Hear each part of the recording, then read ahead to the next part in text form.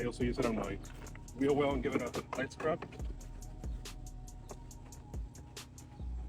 Like I said, with this cleaner, it's kind of hard to mess anything up. You can use it literally on any type of wheel, and it's safe to rinse all this off. I would advise you that when you're cleaning your wheels, make sure they're cool so the product doesn't burn anything and it cleans better. Also, on the directions of the cleaner, it says to apply when the wheel is dry. So, I mean, you can get it wet first, but that's the way that it works the best. So right here, everything is scrubbed. You can see all the brake dust loosen up pretty much in there. So now, once it dries, once the tire dries, I'm gonna use Aqua Gloss. I've used other cleaners, but I've been staying away from, I've been staying away from dressings that are silicone based. This is water-based dressing.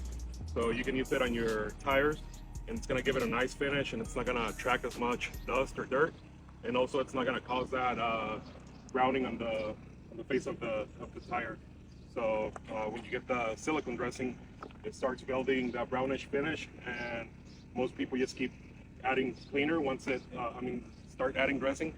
Once it kind of fades out, you start getting a film. It starts building up like a thick film, and over time that can mess up your tire as well. We have the Aqua Gloss, and I'm ready to dress my tire. Like I said, this is a water-based dressing. It's not gonna attract as much dust, so you just want to spray your bottom of the tire. Grab a brush or a sponge applicator, and then just go over the wheel, and then you let it dry. And this product, if you get it in a gallon, it's concentrated, so you can dilute it to however you want. Right here I have it at 2:1, so it's going to give it a really nice glossy finish right there. If you don't like it as glossy, you can dilute it, add a little more water, you can play with it, and again, you can use this for your plastic trim as well, and it's not going to make it get faded over time like a silicone based dressing would.